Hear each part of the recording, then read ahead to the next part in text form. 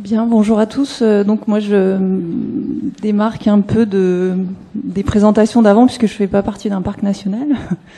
Mais je suis là aujourd'hui parce que donc je fais partie du Conservatoire d'espaces naturels de Haute-Savoie qui gère les 9 réserves naturelles nationales qui se trouvent dans le département. Et donc je m'occupe des programmes scientifiques dans ces 9 réserves et on anime un réseau qui est le réseau Lac Sentinelle dont je vais vous présenter un petit peu la démarche et comment il a été construit et en quoi il consiste maintenant. Et vous allez voir que ce réseau, donc il est un peu plus large que simplement de toucher des parcs nationaux puisqu'il touche aussi des réserves naturelles et une grande quantité de laboratoires de recherche et puis des espaces aussi naturels, mais qui sont pas des espaces naturels protégés, donc des lacs qui sont hors aspect réglementaire. Donc, pour faire très rapidement, le réseau Lac Sentinelle, en fait, on parle d'un réseau de lacs d'altitude. Alors, pour nous, c'est quoi un lac d'altitude? C'est au moins un lac qui est à plus de 1500 mètres. Finalement, dans le réseau, c'est plutôt des lacs qui sont même à plus de 1800 mètres d'altitude, hein. Qui sont souvent couverts de glace au moins 6 mois dans l'année, voire plus, qui sont en général d'une productivité biologique assez faible, qu'on dit oligotrophe, mais c'est ce qu'on est justement en train de vérifier et de suivre, et qui sont pour la plupart difficiles d'accès, puisque souvent en montagne et loin des routes justement, et puis qui sont souvent considérés comme préservés des perturbations anthropiques, en tout cas directes. Alors pourquoi s'intéresser plus particulièrement à ces écosystèmes? Déjà premièrement, ils sont soumis en fait, quand on regarde un petit peu dans la biblio, à des pressions anthropiques qui sont finalement assez fortes, notamment au niveau de pression plutôt liée à l'atmosphère. Alors là, malheureusement, c'est pas en 12 minutes que je vais rentrer dans le détail, donc on pourra en discuter plus tard et je vous parlerai du site internet aussi qui a été fait sur ce réseau. Mais on peut, via ces écosystèmes, enregistrer des perturbations dans les concentrations de différents gaz dans l'atmosphère, de l'utilisation, par exemple, de l'essence sans plomb et au niveau des voitures. Tous ces changements dans l'atmosphère peuvent être enregistrés dans les lacs d'altitude. C'est pourquoi on s'y intéresse particulièrement. Ce que j'ai mis à la fin de la liste là, pour nous c'est un peu des archives naturelles des conditions environnementales passées, notamment via des carottes sédimentaires qu'on peut faire au fond des lacs, comme on fait dans la glace au pôle. Mais c'est aussi des milieux qui sont supports d'activités comme la pêche, comme le tourisme. Souvent, un lac d'altitude, c'est l'objectif d'une randonnée dans un parc, par exemple. Et ça peut être aussi des lieux de pastoralisme assez forts, voire de programmes d'hydroélectricité. Voilà un peu les raisons qui nous ont poussés à nous intéresser à ces milieux. Alors finalement, pour nous, gestionnaires de ces milieux-là, hein, en espace protégé ou pas, on est un peu entre un équilibre entre préserver un état naturel du lac. Alors attention, qu'est-ce qu'un état naturel? Qu'est-ce que l'état de référence? Donc on travaille beaucoup sur ces questions-là. On est plutôt sur des trajectoires de lac et voir si ces trajectoires, elles évoluent dans quel sens. Et maintenir aussi des activités humaines, puisque notamment dans les espaces protégés, on s'attache aussi à des pratiques de pastoralisme, des pratiques d'alvinage, qui sont parfois controversées, mais en tout cas qui sont bien présentes sur nos territoires. Et on s'est rendu compte, notamment par les agents de terrain, hein, qu'on observe des changements dans ces écosystèmes, notamment avec l'apparition de, par exemple, d'algues sur certains des lacs. Quand on s'intéresse un peu à la qualité de l'eau, on a aussi des diminutions de la qualité de l'eau. On a aussi des introductions d'espèces, notamment avec les questions d'alvinage, hein, beaucoup de lacs d'altitude sont alvinés pour la pêche. Donc on s'est un peu attaché à ces changements qui sont récents et beaucoup de questions se posent et les principales sont un peu de voir l'évolution de ces milieux, quelles sont les activités, les impacts des activités humaines sur ces écosystèmes et dans ces impacts lesquels sont d'ordre plutôt local avec les activités qui se déroulent vraiment à proprement parler autour du lac et lesquels sont d'ordre plus global et liés aux changements globaux, aux changements climatiques. Et l'idée, à terme, c'est d'arriver à diagnostiquer ces changements et d'essayer, nous, en tant que, justement, un peu site sentinelle, de pouvoir alerter sur ces évolutions de trajectoire. Donc c'est dans ce cadre en fait que s'est créé le réseau Lac Sentinelle, avec au départ différentes structures qui travaillaient sur les lacs d'altitude, notamment les parcs nationaux, et avec des suivis qui étaient très hétérogènes d'un site à l'autre. Et donc à force de rencontres et de discussions, il y a un réseau qui s'est structuré, on va dire, qui a les premières rencontres qui ont eu lieu en 2010, et finalement en 2013 la structuration d'un groupement d'intérêt scientifique Lac Sentinelle, avec comme coordination de ce groupement d'intérêt scientifique Aster. Voilà. Donc en fait, ce groupement d'intérêt scientifique, pour l'instant, il regroupe à la fois des gestionnaires d'espaces protégés. Donc là, vous voyez les parcs qui sont affichés là. Donc il y a les Écrins, le Mercantour, la Vanoise et les Pyrénées. Et enfin, les Pyrénées sont pas mis là, mais ils participent et ils s'impliquent à un autre niveau aussi dans le réseau. Et Parcs nationaux de France qui a rejoint aussi cette démarche justement pour que ça soit un peu harmonisé au niveau des différents parcs et des parcs alpins notamment. Vous voyez aussi toute une série de laboratoires de recherche qui sont à la fois des laboratoires d'hydrobiologie, d'écologie, de paléo-environnement, de chimie, mais aussi il y a un laboratoire de sciences sociales, on espère en avoir plus dans les années à venir. Et puis en dessous, vous voyez aussi des partenaires qui sont pas, qui travaillent pas forcément sur les espaces protégés, comme les fédérations de pêche ou EDF qui gèrent des lacs d'altitude équipés en hydroélectricité. Donc pourquoi en fait mettre autour de la table des partenaires assez différents? Les gestionnaires, ils ont une connaissance du terrain, l'historique de la gestion des milieux, et ils sont surtout en capacité de faire des suivis à long terme, puisqu'on a des équipes, des agents de terrain qui sont a priori, enfin on espère, qui seront toujours présents dans quelques années si les financements suivent aussi derrière. On a aussi donc des scientifiques pluridisciplinaires, je le disais, qui sont eux garants de la qualité et de l'analyse des données acquises et qui nous permettent à tous de mieux comprendre le fonctionnement de ces écosystèmes. Et puis justement les fédérations de pêche ou EDF qu'on appelle les usagers dans le réseau, qui ont aussi une connaissance de l'historique de certains milieux qu'on connaît pas du tout. Par exemple les lacs qui sont avec des barrages, souvent on s'y intéresse moins. Mais EDF a des bonnes connaissances sur ces milieux-là.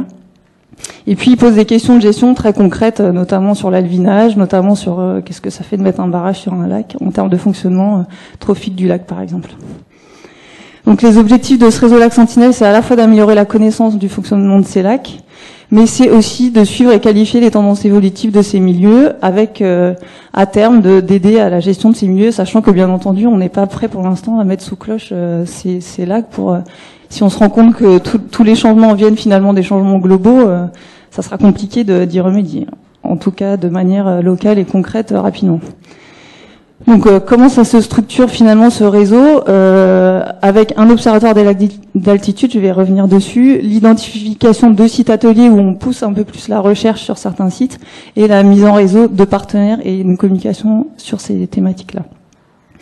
Alors, un observatoire des lacs d'altitude, c'est un suivi qui est mené par les gestionnaires d'espaces protégés ou de lacs, avec l'aide des scientifiques, et c'est notamment un protocole standardisé de suivi. Alors, je vais pas rentrer dans le détail là, mais vous avez, en fait, on a un protocole qui a été travaillé ensemble et qui fait qu'on a tous maintenant le même matériel, on fait des prélèvements à la même période de l'année, et de la même manière, avec un peu un système à tiroir, on va dire, avec des paramètres qui sont obligatoires, c'est ceux qui sont en rouge.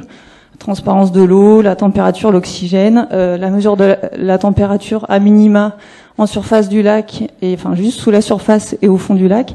Et ensuite des paramètres qui sont optionnels selon les budgets, le temps des gens, des différentes équipes, avec là des mesures soit chimiques de l'eau, soit biologiques, avec... des études du phytoplancton, du zooplancton, de la chlorophylle, etc. Ce qui permet tout ça d'avoir une comparaison de différents paramètres qui sont mesurés de la même manière. Alors là, je rentre pas dans le détail. En fait, j'avais mis là, c'est un peu tout ce qui est suivi sur les différents lacs. Donc, je ne l'ai pas dit. Il y a pour l'instant une vingtaine de lacs qui sont suivis sur l'arc alpin, on va dire. Et là, vous avez par exemple, je sais pas, je vais m'arrêter sur le Mercantour, vous avez 3 lacs qui sont suivis, le lac du Lausannier, de Bresse inférieur et supérieur, et vous voyez que par exemple sur ces lacs, il y a les paramètres obligatoires, ça c'est de toute manière obligatoire pour être dans le réseau Lac Sentinelle, et ensuite des paramètres optionnels, vous avez ici le zooplancton par exemple, qui est suivi, et la chlorophylla qui est mis en place aussi à partir de l'année prochaine. Voilà, donc ça permet de laisser la possibilité aux différents membres du réseau de s'investir à son niveau et puis de pouvoir évoluer en fonction des avancées aussi du réseau. Là, vous avez la Vanoise, par exemple. Donc cet observatoire des lacs d'altitude, c'est bien un suivi commun des lacs.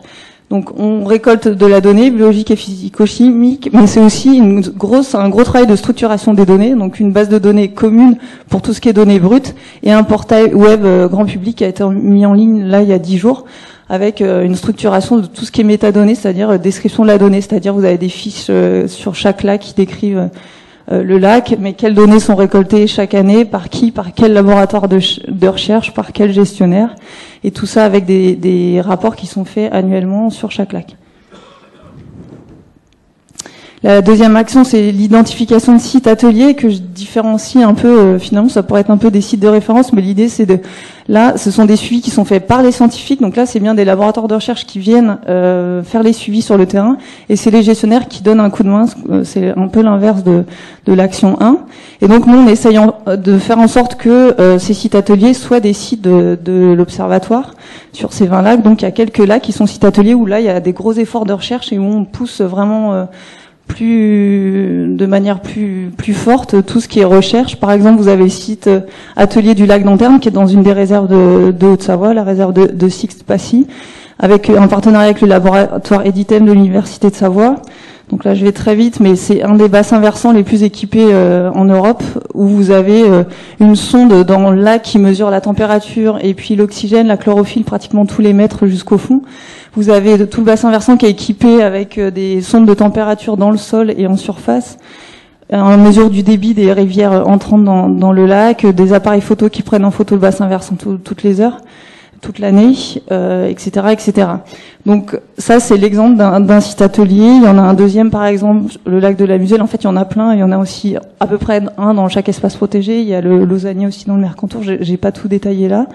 Mais par exemple, là, le site de la Muselle, il y a un gros travail qui est fait sur l'étude des PCB et les retombées atmosphériques et liées au PCB, mais aussi ce qui est lié au glacier aussi, qui rejette des PCB. Enfin, il y a une étude un peu poussée là-dessus. Et c'est aussi un lac qui est équipé d'une chaîne comme le lac d'Anterne, avec des capteurs pratiquement tous les mètres le long de cette chaîne au point le plus profond du lac. Donc là, c'est un autre partenariat. Là, il y a aussi l'INRA qui est partenaire. Et il y a encore l'Editem, voilà. Et enfin, la mise en réseau et la communication, c'est quelque chose d'important dans le réseau. Donc, on fait chaque année des rencontres annuelles, les rencontres du réseau, souvent en partenariat avec un des membres du réseau. Donc là, cette année, c'était dans les Écrins, à Bourdoisan, c'était la semaine dernière. Donc là, ça permet de faire un point sur toutes les avancées scientifiques en termes de recherche sur les lacs d'altitude, mais ça permet aussi de faire des ateliers d'échange entre toutes les personnes qui font des suivis sur ces lacs, de voir qu'est-ce qui avance, qu'est-ce qui bloque, les difficultés techniques, comment est-ce qu'on a bien réussi à installer les capteurs, pourquoi ça n'a pas marché, etc. Ça peut être très concret et à la fois très très scientifique en termes d'avancée de la recherche. Et c'est aussi, donc je vous en parlais tout à l'heure, on a un site internet maintenant interactif, donc voilà. Éventuellement, j'ai des plaquettes. Si ça vous intéresse, je vous invite à aller sur ce site où vous avez toutes les infos sur les lacs et tous les sites suivis. Donc, pour conclure sur les suivis à long terme, dans le cadre de notamment ces rencontres là sur 2 jours, c'est un peu de dire que il y a une adaptabilité de cette démarche qui tient au fait que toute la démarche elle a été standardisée, qu'il y a des outils communs de stockage des données qui existent et des outils de communication qui sont déjà opérationnels. Donc c'est très facile de rajouter des systèmes dans l'observatoire et de rajouter de nouveaux lacs, par exemple. Il faut quand même préciser qu'il y a une grosse partie des actions qui se font sur fonds propres, notamment des parcs et de toutes les personnes qui font ces suivis. En général, c'est chaque structure qui décide de mettre du temps de travail là-dessus. Et ensuite, il y a des programmes européens ou nationaux de financement qui sont, pour l'instant, donc c'est entre autres Aster, en tout cas, qui assure la coordination et le montage de ces dossiers financiers pour essayer de prendre un peu plus d'ampleur et de pouvoir financer du matériel qui coûte souvent cher sur ces systèmes de suivi. Et donc, pour finir, il y a une dynamique qui est assez forte quand même sur ces écosystèmes. Donc, je pense que cette initiative, elle a trouvé pour l'instant on va dire, un fonctionnement de routine, et on essaie de renforcer un peu les partenariats, notamment avec la recherche. Il faut savoir quand même que le gestionnaire, il pourra jamais être autonome sur l'analyse et l'expertise de ces milieux-là, c'est pas nos métiers, et donc le partenariat avec les laboratoires, il est primordial. Sans ça, le réseau peut pas continuer. Et puis, il y a quand même, pour faire un bilan un peu de cette démarche, la difficulté toujours dans ces suivis à long terme, et je pense qu'on pourra en discuter ce soir dans les échanges. C'est facile de faire financer les 3 premières années d'un suivi à long terme parce que c'est innovant et que personne n'a fait ça en règle générale. C'est facile de faire financer la 10e année parce que vous avez 10 ans de suivi et donc c'est vendeur. Mais entre l'année 3 et l'année 10, c'est très compliqué de faire fonctionner ces réseaux. Donc c'est un peu tout l'enjeu qu'on a là maintenant. On est à peu près à 3 ans d'un réseau qui est structuré. Et donc c'est trouver ces financements là sur le long terme, au moins pour acquérir suffisamment de données pour ensuite pouvoir les valoriser. Voilà.